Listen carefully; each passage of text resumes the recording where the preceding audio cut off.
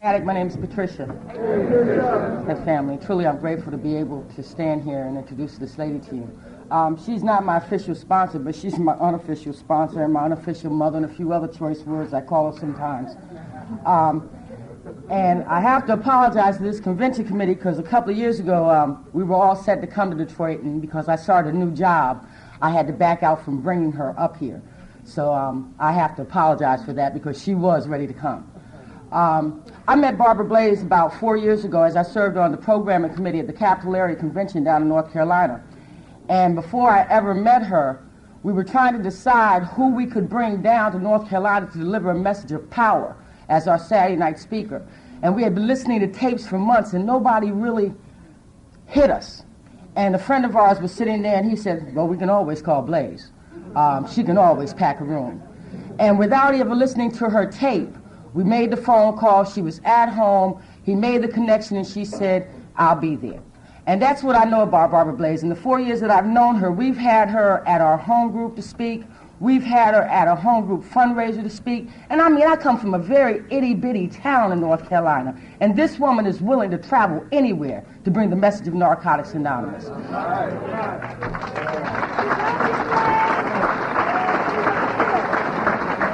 Am I pumping you up? She's been a real special part of my network. When I can't reach my sponsor, I can always reach Blaze, and if I can't, I cuss her machine out. Because when I call, it's because I'm really needing to go through something. And I called Blaze about 3 years ago. I was on a job, and people had made me mad, and I wanted to take some of the stuff out of the office when I left. And Blaze said, no, you can leave, you can quit, but you can't take the fax machine, you can't take the... You know how we do when we pissed off, we feel like we've been wrong. And Blaze wouldn't allow me to take anything, and I got real mad with her, but I did quit, and I didn't take anything, so I didn't have to go to jail, and I was able to call her back later and thank her. I love this woman dearly. You know, one of the things Blaze shared when she came down to North Carolina and spoke at our home group fundraiser was that in her area, they no longer cherish the old-timers. And we told her, move to Carolina. Because we truly cherish those that have gone on before us. We understand that it took them paving the road for us to have these seats in here today. So without any further ado,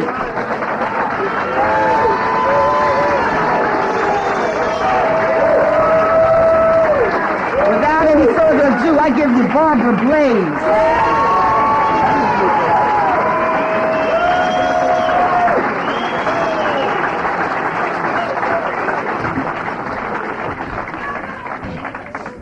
I'm Blaze and I'm an addict. Love you too, baby. I'm going to tell you what happened and what it was like and how I got here today. I'm born and raised in Atlantic City. And you've got to understand that I come from a very good family.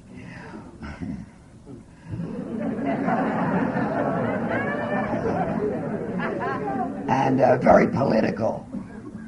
My father was sergeant of police force. My mother was supervisor of a telephone company, and Shriners and Masons and all this other nonsense that people are to be who they aren't. Anyway. And then I'm born. You see, I was born different. I was born big. And I thought I'd mention that because I don't think anybody noticed.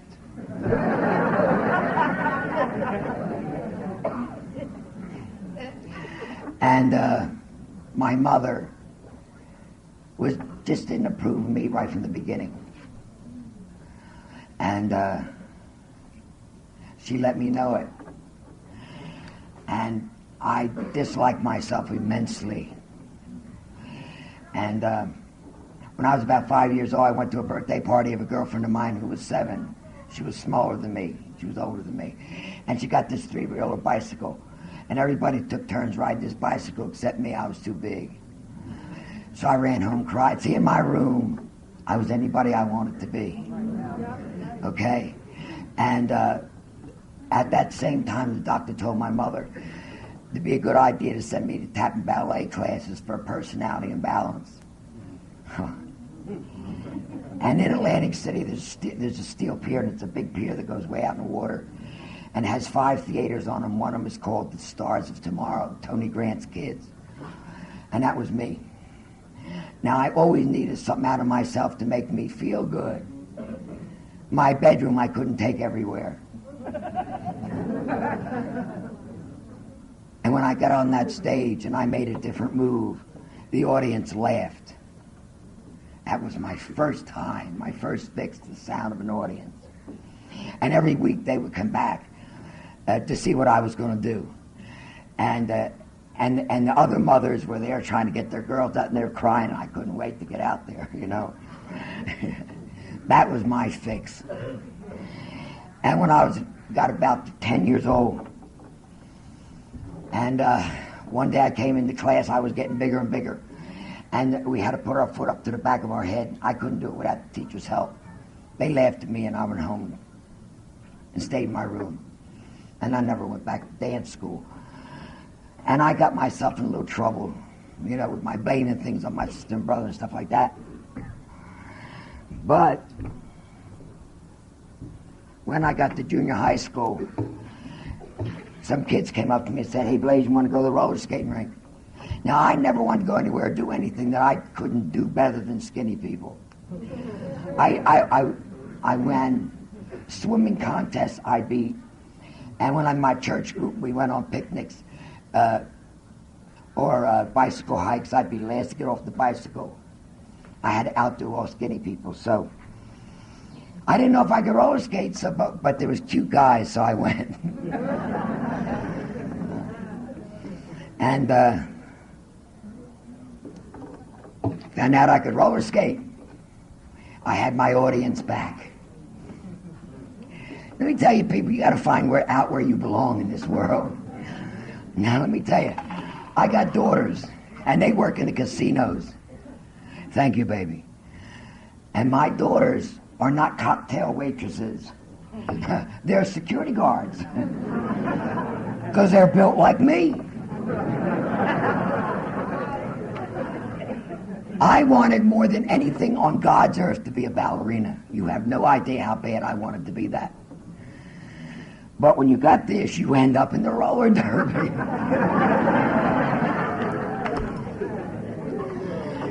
So I'm in the roller derby. Now, you've also got to understand I was a big part of my church. And in those years, this is 1952, it was very important to be a virgin, and I was. And I was also in competition throughout my state. Now, in Atlantic City, a 9:30 siren went off every single night.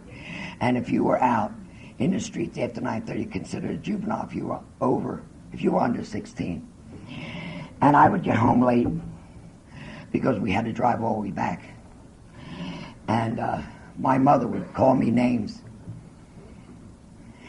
And I would go in my room and break things. That's the year that my father died. And I was 15. And my mother now, for some reason, had such a vendetta against me because I was not a lady. I was big and I was loud and I hung out with guys with motorcycles. And I was in the roller derby. Ladies don't do this. And one day the doctor, the priest and my mother took me to juvenile court. And you got to understand, people, I stood before a judge, the same size I am now, maybe a wee bit bigger. And I was not allowed to wear makeup. I had a tube of this clearless lipstick that I used to carry in my roller skating suitcase. And when I get to the roller skate rink, I put it on and think I'm grown. I was a virgin. I knew nothing of violence. Now, what I do in the roller derby is not violence, it's a sport. Understand?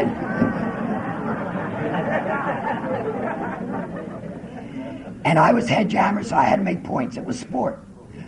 I did not understand violence, and I didn't understand homosexuality. You've got to understand this child that stood before this judge, and he sentenced me to Clinton State Prison for women. Some guy stood up in the corner and he said, "Your Honor, you mean state home for girls? This child's only 16 years old." His Honor said, quote unquote, "Look at the size of her." I mean Clinton. And I went away for the worst kind of prejudice there is, my size. Because inside of that big woman was a little girl who knew nothing, who knew nothing. And I went to Clinton. I was terrorized. I was absolutely terrorized. I didn't understand these people. They made a flunky out of me. They pushed me around. They called me names. So the authorities wrote the judge who wanted to know what I was doing there at the age of 16 and in the condition I was, which was a virgin. And the judge had an ego problem, and he didn't like his decisions disturbed. So he sent back to Clinton that I had indeterminate sentence. When you're 16, that's 5 years. Word got back to me, I had a nervous breakdown. I couldn't stay in this place another day, much less on 5 more years. This time when I came out of the infirmary, a lifer took me under her wing and she said, Blaze, you remember that brown envelope they gave you, put all your personal belongings in? She said, I'm going to teach you how to make it in this place for the next 5 years. You put all your human emotions in there, save one, hate. And I'm going to teach you how to make hate your best friend. She was a good teacher and I was a good pupil. She come up to me one day and said, here, Blaze, try some of these. And she gave me some hooch. Now let me tell you about hooch. We make it in penitentiaries like corn liquor. It's powerful, okay? And then a couple more weeks later, she bring me some pills. And here, Blaze, try some of these. I found out if I swallowed the hooch, I swallowed the pills, it put me up there and I could look down on you and say, damn you world, I am okay. We're not going to get into all the bloody, gory details of penitentiary, but when I was 16 and a half years old, and they stopped doing this for punishment this year because a girl died. They take you down the basement and put you up against a stone wall and they put the fire hose on you close range. And it was my turn. I was being bad. I was getting a name for myself. And I went down handcuffed, and I come down the stairs, and one of the girls says, Blaze, don't let him hit you in the stomach. You never have a baby. And I thought about this thing. I hadn't even used it yet, you know.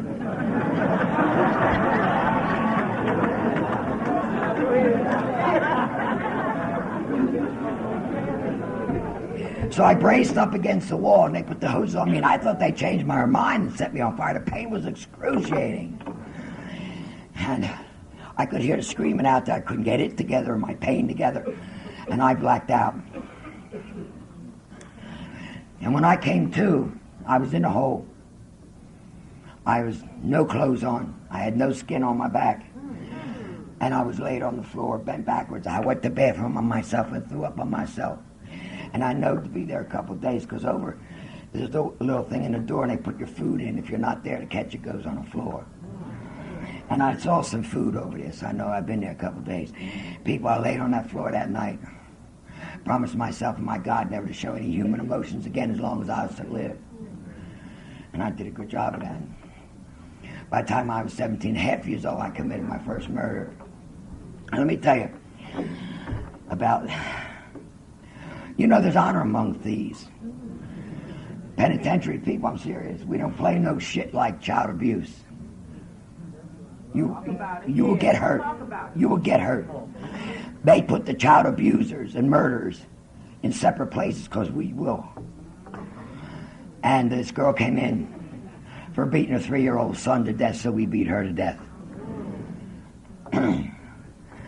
And a lot of other bloody, gory details. When I was 18 years old, they told me if I behaved myself, I could go out on parole.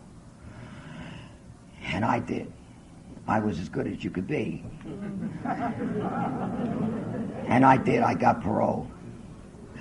And I got home on a Saturday night, and I got up early Sunday morning, took all morning to get dressed and ready to go to church.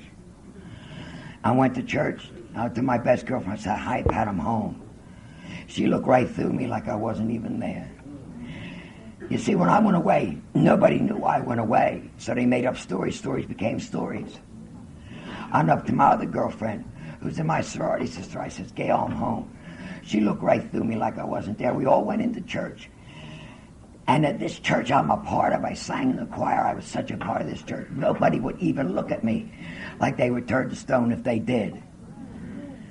And I ran home to my bedroom. And I stayed there. And I was there about a week, and a girl came home from Clinton. She said, hey, Blaze, you want to go out? I said, you got it, baby. She took me on north side of Atlantic City, and she introduced me to Mr. Heroin. Well, I found the answer to life. You really have to understand that. I don't need you people. And I was only in the streets 2 months. I found myself on the way back to Clinton. See, in them years, they didn't have to have a whole lot of reason to send you back as profile. I was on the north side. I was seen with ex-offenders, and, that's my ass. I went back. When I come out of here, I was a raving maniac because we didn't have methadone. We didn't have none of that. And I went up to the big lady, and I jumped her, and the guards jumped me and beat the shit out of me and threw me in a hole, where I kicked cold turkey, where I spent the next 18 months of my life in solitary confinement. My birthday's in June, and they brought me out at the beginning of June, because I turned 21. And I was temporarily blind. They had tape on my eyes, little sunglasses, so I could learn to walk and talk and see again before I went home. And I went home, they said, now you be a nice girl here. I said, fuck you. And I went out in the street. I'm home 2 months. I'm living with a guy. I'm living with the cop man, actually. Still a virgin. I wouldn't let him touch me because I hadn't had a man yet. And we went to a dance. And I was dancing with a friend of his. And he come out on the floor and smack me. And I said, outside.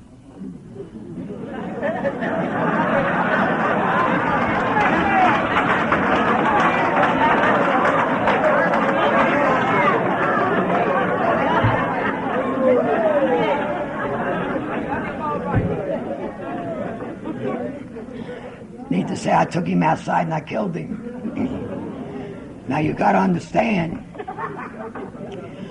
we were on our way to the hospital, and we had a car accident. We both ended up in the morgue. And my sister loves to tell this story. They called my mother at 1:30 in the morning to come identify the body. Now, my mother never went anywhere without either the priest or the doctor. It depends upon whose turn it is here.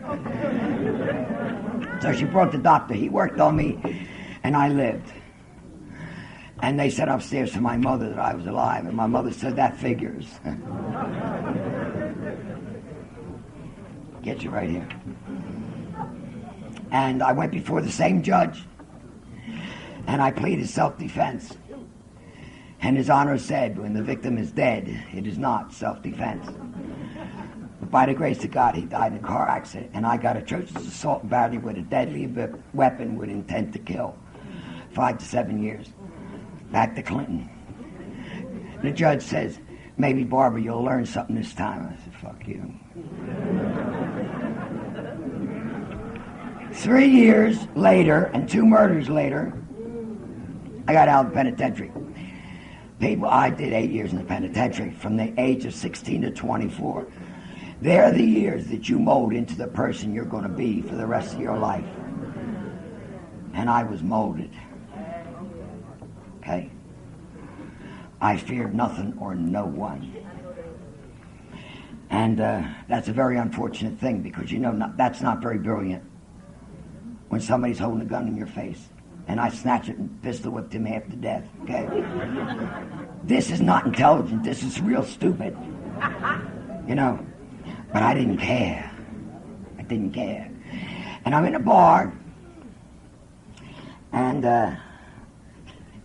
I'm drinking ginger ale and I'm partying, see, because I didn't want no booze to mess up my high. And I met a man. Poor fool. This man turned out to be my husband. Now you got to understand. He thought I was a good girl. I didn't drink.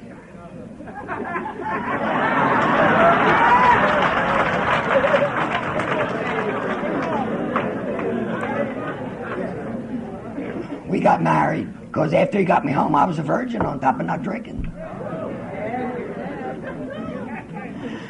And we got married and had 4 lovely, lovely children. But you got to understand here, we had a problem. And that problem was my husband was scared of me. No, this is not good. Another thing, it's not good. I would lay in bed and be reading, and he'd like that. I'd say, King, what's wrong with you? And he'd say, I'm afraid you killed me in my sleep. I said,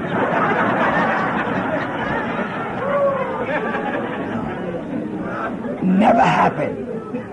Never happened. I want you wide awake. I want you wide awake. Now, you see, this can't be. Because he would beat my kids while I was at work to get even with me. So I understand what the abused woman sort of thing is. Because I had to kiss his behind so he wouldn't mess with my kids while I was at work.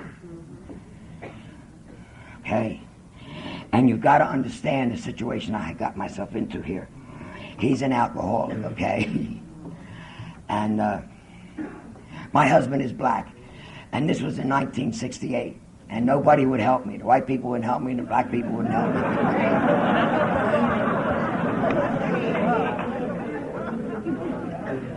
And finally, one of the cops said, Blaze, I'll tell you what to do. See, I lived on Kentucky and Arctic, right around the corner from City Hall. And he says, Danny's my oldest. I got 3 girls and my boy. You go out, go to work, and then tell the kids, as soon as King goes to the store for booze or cigarettes or anything, hurry up and dress the girls, take them to City Hall. Say, I got no mommy, no daddy, no food, no nothing. And that's what he did, bless his heart. I left, and about a day later, see, because the night I left, I beat our friend into bad health, okay? For every time he beat my kids and threw them down the stairs. And I left, and then a couple days later, when he could walk,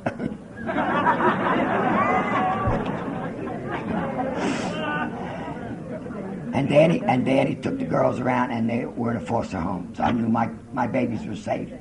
Now I go out in the world to get what other people have, but to see if you're anything like me, and you got this gorilla on the back and nothing inside, you can't get what other people have. I could vacate a bar with my presence alone. I beat up everything, especially cops. I had a problem with cops. Now let me tell you, this is the end of the 60s, the beginning of the 70s. It was when the big go-go girls were in.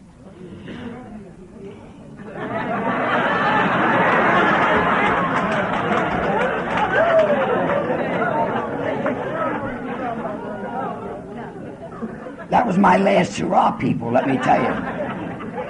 And I was dancing at La Bistro. And one of the girls, and in the meantime, I found my drug of choice, people. Speed.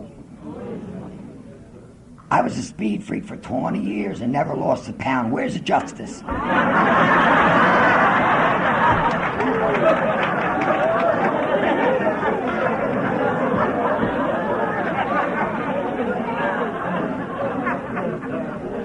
My friends all look like pencils.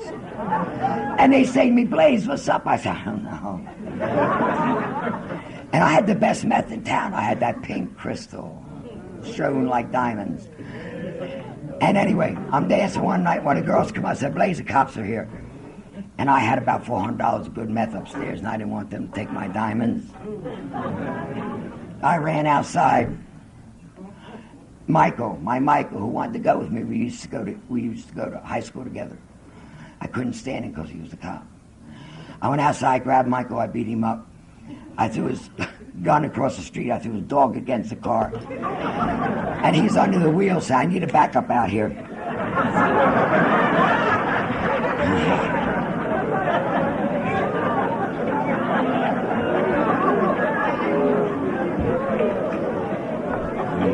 I got to tell you, when I was in the program about 6 or 7 months, my Michael came in. I said, oh my God, we're going to kill each other.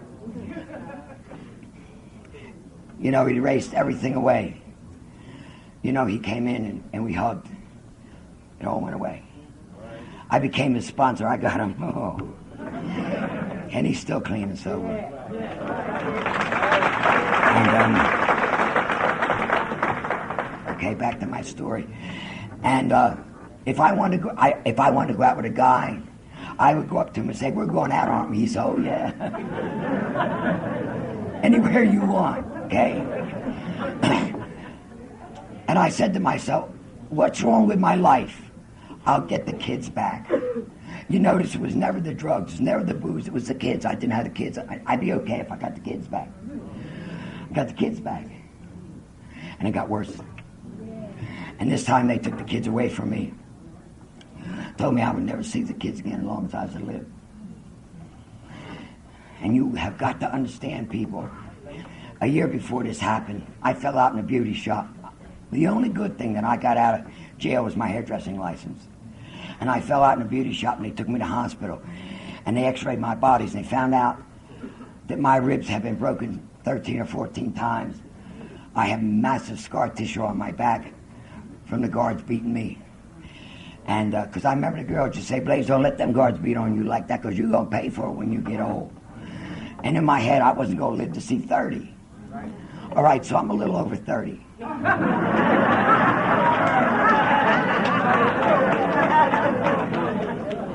And they were very right.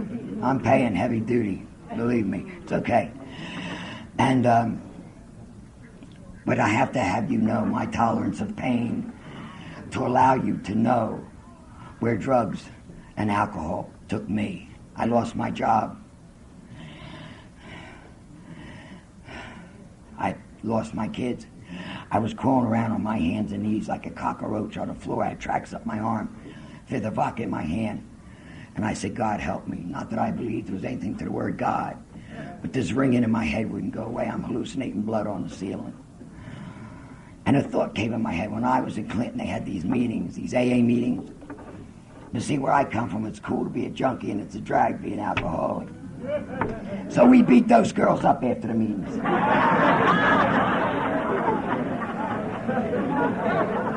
The thought of AA came in my head. So I crawled out up to the boardwalk, where there's a phone booth on the boardwalk. And I called my girlfriend and I said, I want to go to AA. You got to swear in your mother's eyes you won't tell nobody what I'm going to tell you, because I couldn't let my corner friends know where I was going. God help us. She started crying. She said, you come home with me, I'll take you to this place. And I went to my first meeting. Her in front of me, her husband behind me. So I couldn't get away. Went to this building. This old man outside. It was a dark building. It was the Tennessee and the Boardwalk, the arcade building. This raggedy old man standing outside. I said, is this where the AA meetings is? And he said, yeah, upstairs, the second floor, room 41. I said, okay. So I went upstairs, and this girl come out, and I said, whoa, get off me. She goes, where I come from, you don't let nobody up on you unless you're going to fight them or fuck them. That's the way it works. And she said, would you like a cup of coffee? And I said, what's her angle? Being the speed freak I was, I went and sat all the way in the back of the room, me and the wallpaper. And I read the signs, and it said, but for the grace of God. Oh, he's in here. I'll never get this thing. And this woman come up to me, and she said, do you think you could stay away from me, drink one day at a time? I said, of course I can. I was full of drugs. Nobody asked. I didn't offer.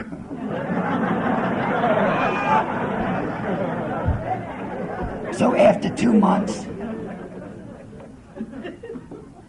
of running the place and hearing, you hear just what you want to hear. I heard something about getting involved, so I looked around the room to see who I was going to get involved with.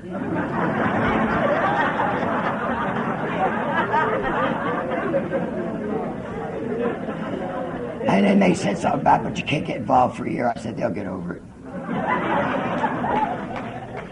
And I fell in love with anything that spoke to me twice. I'm around 2 months, and they need somebody to go on a 12-step call, so I went, of course. It was at a bar. The girl was drinking, so I joined her.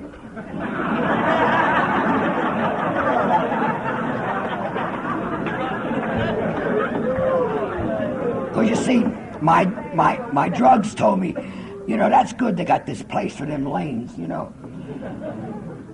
I got my head on right now, I'm cool. When that drink went down inside of me, I got just a tinge of fear. I said, oh my God, those people are right. I finished out the night. The next day I crawled through them rooms, through that door. I said, help me. And that was on September the 18th, 1973. And I haven't had drink or drugs since.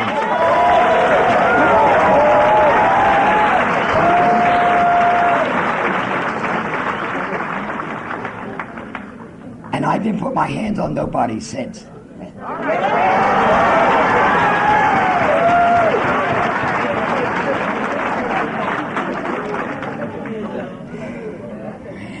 And I kept coming back, and they said to me, listen here, you gotta go. You're different. You gotta go, because I talked about my drugs. And they told me I couldn't talk about my drugs. Then I would introduce myself. I'm Blaze, I'm an alcoholic and a drug addict, you know. So God looks down, and he says, I gotta do something about this. So he puts AA over there, and he puts me over here, and he sends me a recovering addict. Yes, a very sick recovering addict. He sent me Dutch, okay?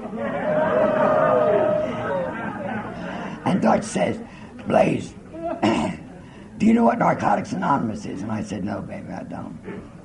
We're going to go. Worked hard all week, got in a van, went to Philadelphia. 10th and the Boulevard. 10th and the Boulevard. Upstairs on the second floor. I walked in this room full of kids. And there was a thump in my head.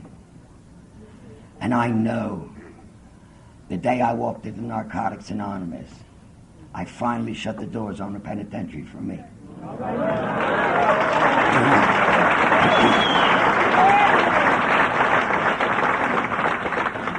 Let me tell you something, sweetheart. We can't promise you that we're going to open the doors to heaven for you. But I can promise you we'll shut the doors on hell for you.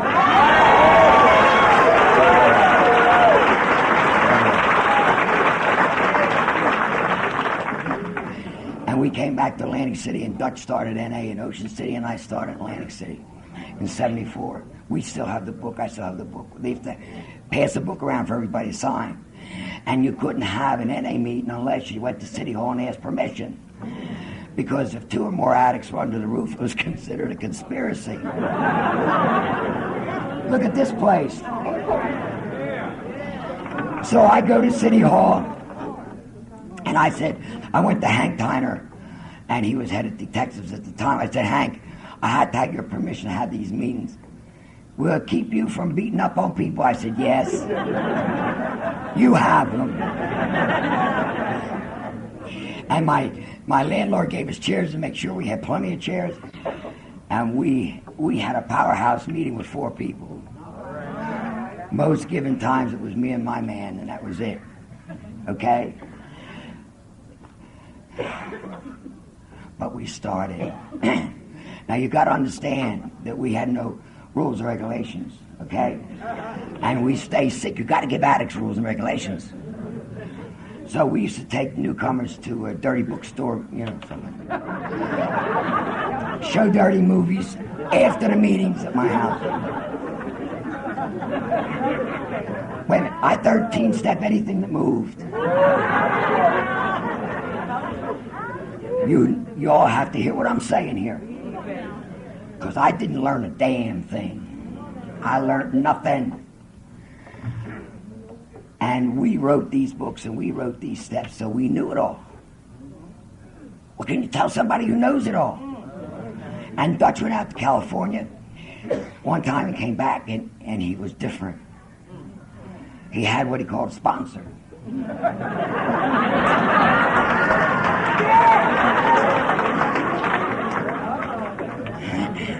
And I was jealous because he started talking like maybe he had a little bit of sense in his head. I was jealous. But you see, I couldn't find a woman that I respected enough to take direction from. You can't tell me, how you going to tell somebody what to do when they know it all?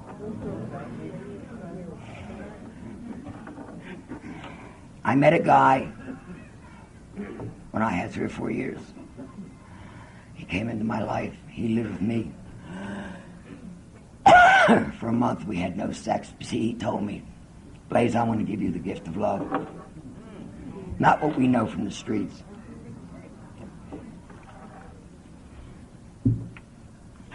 was a jazz musician. He played the drums. And we used to take his tapes and go on the beach and watch the sun come up and talk to each other through the music. He gave me the gift of love. And ladies, when we finally went to bed together, he knocked my socks off. You see, there's more to love than sex. Now, when somebody told me that there was more to love than sex, I said, no, because if we go to bed together, we're in love. If you're good, we're really in love.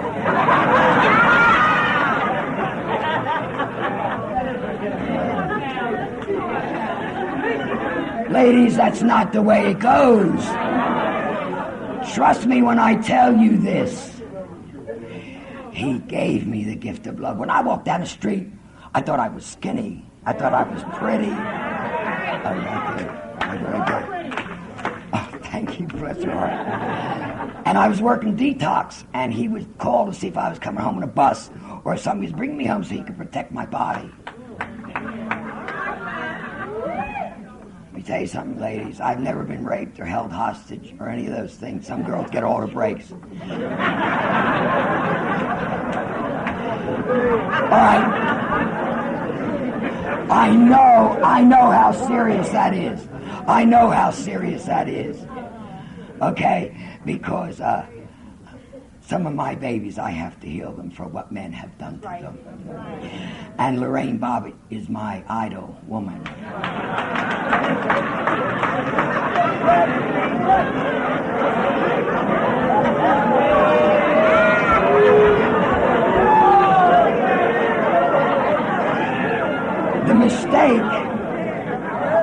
The mistake she made was, it was all right to cut it off, but put it in a meat grinder.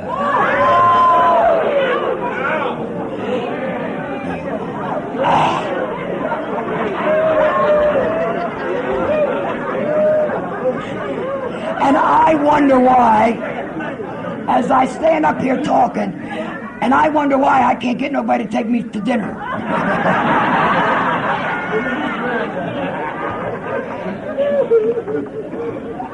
Okay? I came home from work one day. My Jack, to making me feel like a lady, I fall in love with a man who makes me feel like a little girl. See, because I never was a little girl. I've always been a big girl. She can handle herself. Even when I'm out with the bikers, don't worry, we got Blaze with us. Oh, Christ.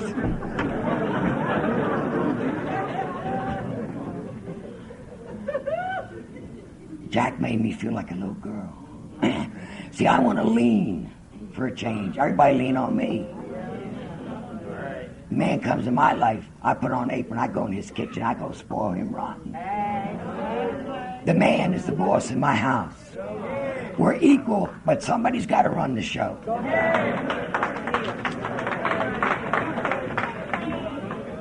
Okay? And when the man makes me feel like a little girl, I'm in love. And I was in love. And I came home from work one day, and he had picked up. It took my Jack 9 weeks to die. Came here once, he picked up once, and he died once.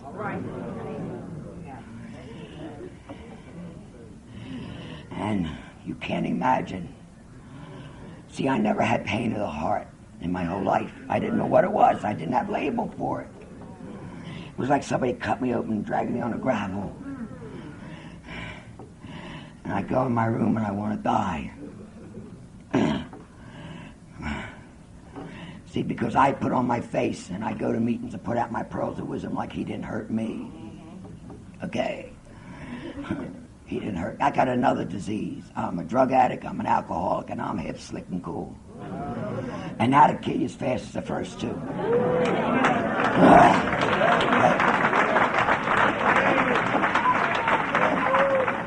I'd come home. I wanted to die. So I only fell in love with men who were sick. You got 2 days, you're mine. I saw you first. Come home with mother. She'll make you well. Remember the wall full of paper I had? Wrong. They should have never given it to me. I'm a Johns Hopkins graduate. I'm a certified addictions counselor. I got a resume with choke a horse. Wrong thing to do to me. Because see, I even know it all. Go to these rooms, put out my pearls of wisdom. You know? And I met a guy. And I brought him home with me. And he was sick. And they said, Blaze, you know, women, oh God, we're so bad. Blaze, he's a loser. I said, no, baby, he's a slow winner.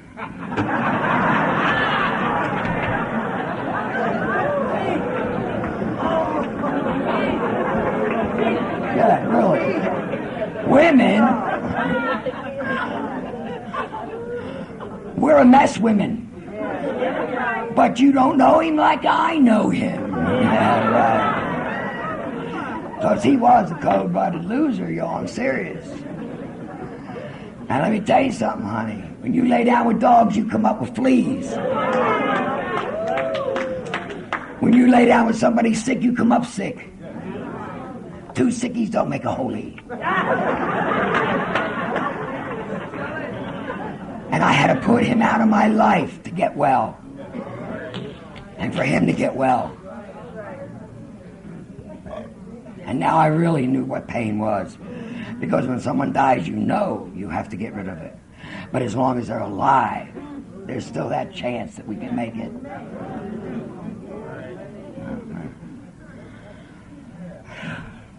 I wanted to die. And say, I got a higher power. You're not grateful for what he's given you. He can take it right on back. Yeah. He looked down at me and said, oh, you're not pleased with what I've given you. I'll take it back. He pulled the plug on me and I had a massive heart attack. And when I laid on the floor that day, I knew that I had a lot of love to get and a lot of love to give. And I said, can we talk about it? I changed my mind here. I went to the hospital. And I was 10 days and nights in a coma, but I lived. And I came home, and I knew there was something different, but I didn't know what it was. I'm hip, sick, and cool. Dutch came to the door, and he says, Blaze, you want to go speak at a convention? I said, all right. Down in Hampton, Virginia. 1984 was our first really big convention outside the world on the East Coast. And we drove down there late, got there Friday night real late, so Saturday get up. I went to a women's meeting. I'd never been to a women's meeting.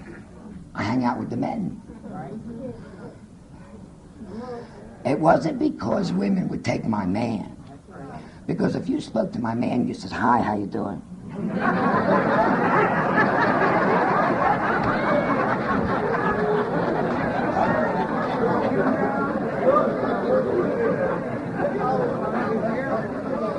See, because I'm not going to take your man, and you're not going to take my man, I'll tear your tits off.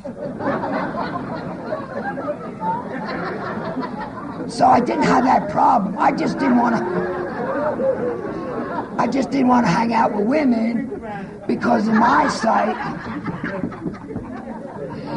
I'm gonna hurt you, Mom. In my head, they were weak. I didn't know they were for real. Stronger than anything.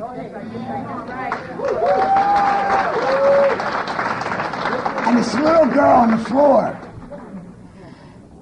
3 months clean, she's 17, 18 years old, telling this room full of women how this man made a fool of her.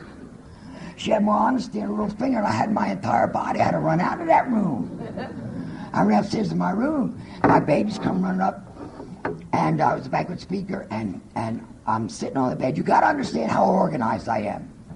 Everything's in its place. I'm sitting on the bed. I'm rocked out. I take my bath, wear my shoes. My babies are running around. My God, Blaze is lost. They're praying on the tub. Where's that woman from the women's meeting? Huge hotel we're in. We didn't even know her name. High power in my life. Come and knock on the door. The babies run the door. Somebody say, anybody in here got a match? It was the woman from the women's meeting.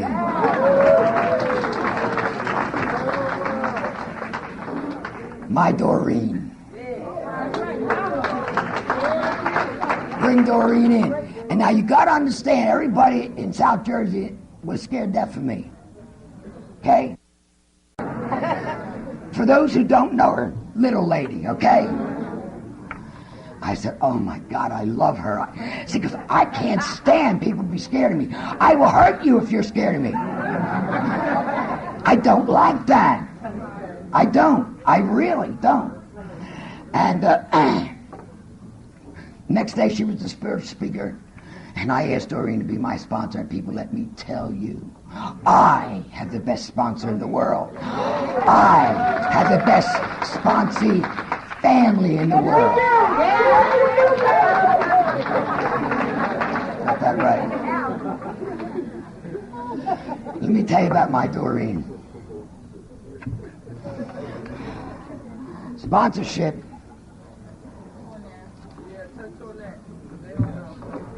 is a relationship. My Doreen used to live in Washington, now she's in Georgia. And there's been times I've laid in my bed just to hear her little voice and cry. I wanted her to be with me.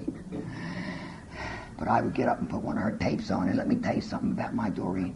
When she puts her hand on her hip and starts moving her head, and she says it's going to be all right. It's going to be all right.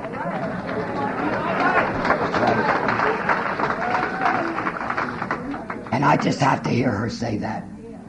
And I can stand up against anything. Anything. And my Doreen is very, very spiritual. She taught me and has given me all that I have today. We have a loving family. We have a loving family. Me and Doreen and Carmelita just blew away Washington New Year's. Went down there and did it.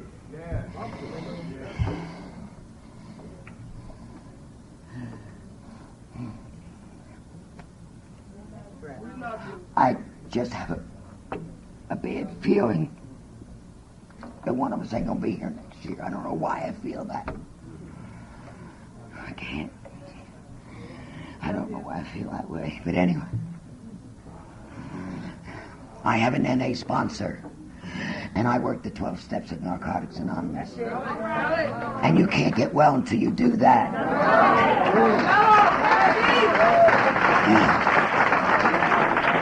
And women cannot get well until they get with the women. You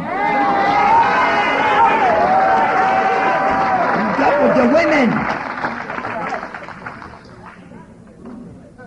Learning to love each other. This is a program of love. And you know, it's kind of sad. I have seen a change in Narcotics Anonymous that I don't like. You know, we used to have rules and regulations. You never went to a meeting in an empty car. You never pulled out of the meeting past a newcomer in an empty car. When you know damn right well that newcomer has to pass a cop man to go home. And I don't care if they come through that door 50 times. That 51 could be it.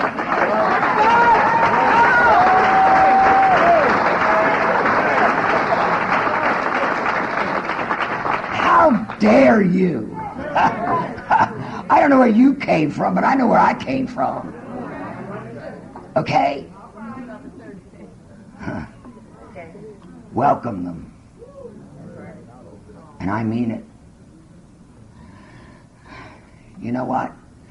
There's murder. I did murder and I did time for it. But there's another form of murder. That the victim does time. It's called gossip.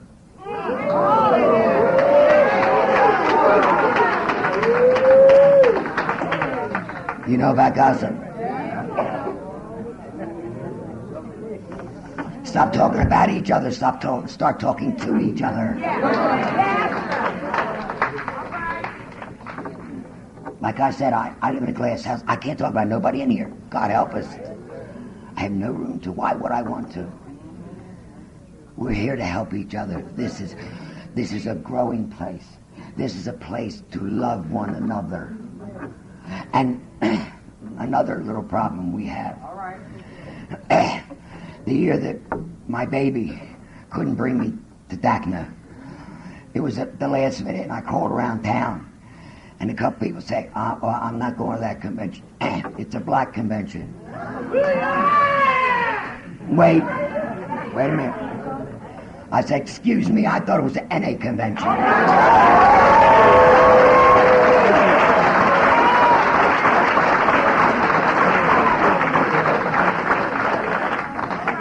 That's separation. You know, I live with that my whole adult life.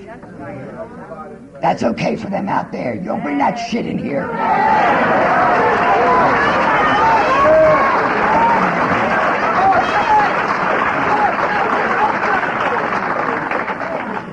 I'm not going to have it in here. You know, I have identical twins. One is gay and one is straight. I think that's so cool.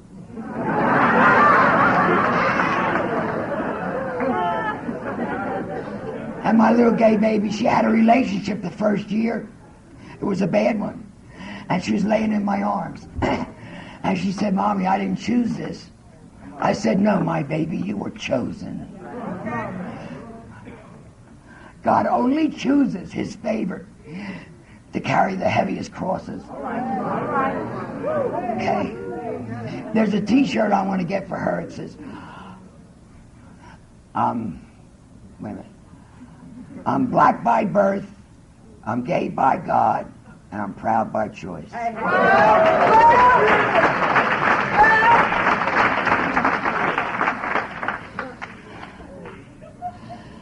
And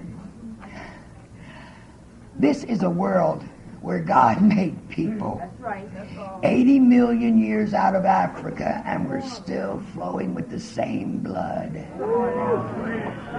Oh yeah, it's proven. They've been proven. You know, DNA. The world is a picture, a beautiful picture. But do you know how that picture is made? You turn it around. It's a tapestry. And on the back is all these threads of different shades. And without all these twisted and turned in different shades, we wouldn't have that gorgeous picture that's out here. Come on.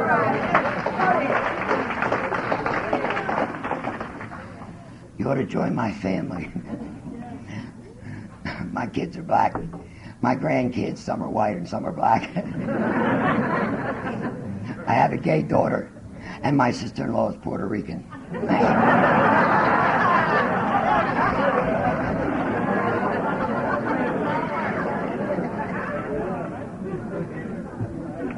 Do not tolerate it. It's not necessary. It really isn't. I know. There was a bumper sticker I saw. I have to get a copy of it. It says, Christ is coming and he's pissed. And then when I was watching the news just before I came up here in Philadelphia, this man with a lot of money from Canada made all these signs up and down the highway. And the one in Philadelphia says, take my name in vain again, and rush hour will be longer. God. And then one of the guys said, what part of thou shalt not don't you understand, God? You know, really. This life is real short, Joe. You don't realize it because you know you're young. Youth is definitely wasted on the young. You think you're going to live forever. You think you're going to live forever, you know. And I look out here and I see beautiful faces. And I look beyond those faces and I see dreams. I see dreams. 35 people died that you sit in the chair you're sitting in. Do you know what an honor that is? We are chosen people.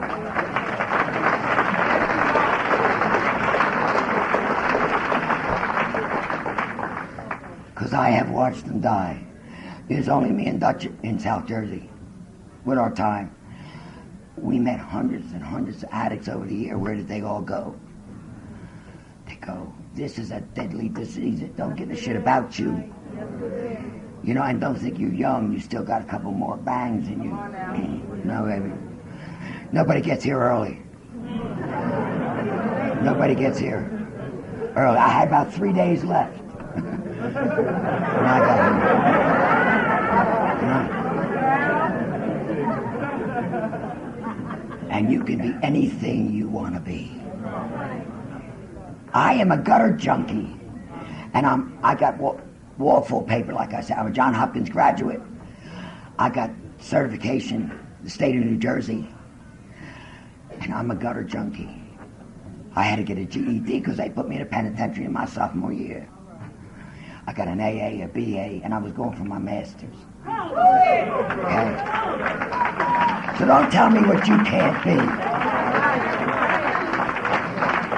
Because when you're an NA, and you got an NA sponsor, and you're working the 12 Steps of Narcotics Anonymous, Old Man Can't is dead. Dead. Old Man Can't is dead. And you go out there, and you sign up, and you be anything. Go to this school, go to that. Get grants. They're there for you to get. And you know the world's going to push you down. But remember one thing, when they push, you land on your back. Because if you can look up, you can get up.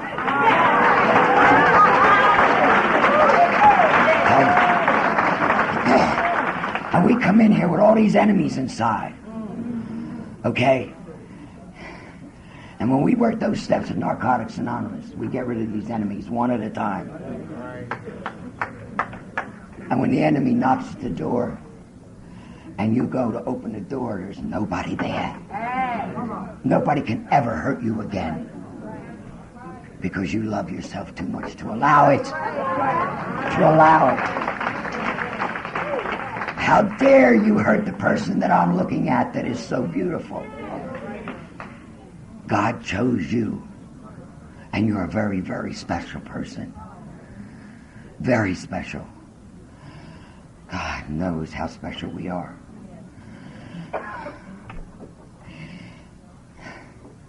I woke up this morning and I was not in a jail cell. I got to be tap dancing in the street for what I have today. You understand? I am so grateful, and my grandchildren have never seen me nuts and crazy. Love me to death. And I got a son. It's an addict who didn't listen. And he's in the penitentiary. He's back in the penitentiary. And they're messing with him awful. And you all please got to say a prayer for him. His name is Danny, but his Muslim name is Wadu. Wadu, please. When you say your prayers tonight, please pray for him. You got to know he's such a good guy. He's one of the good guys, y'all. I'm telling you, you'll see him. My dream is for us to walk these halls together. He was supposed to be here for this. Mess with him. They gave him another 180 days. How you get time in jail?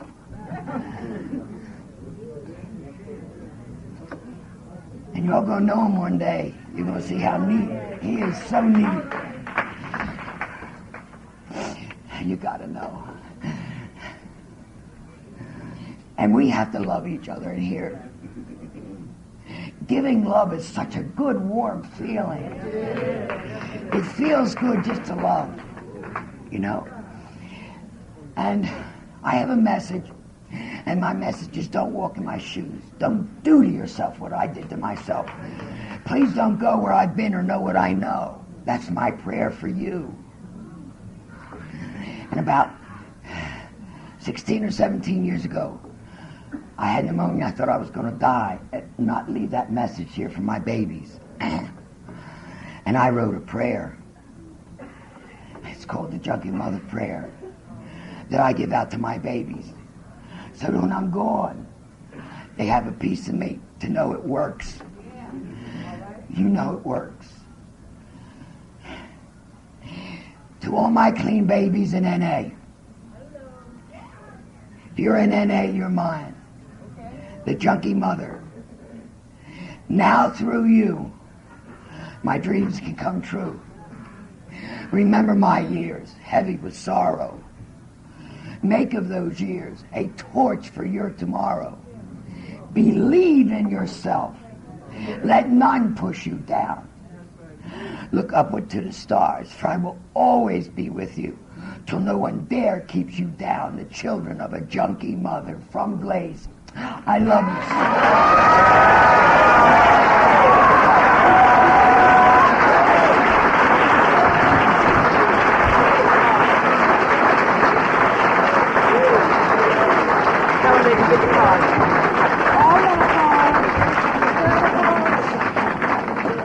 Thank you, my babies. Thank you. I have copies of the cards.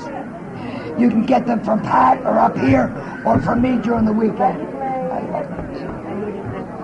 Hey, let me get my card. You like me to this bottom. All right, one at a time. No, y'all ain't gonna get all these hugs.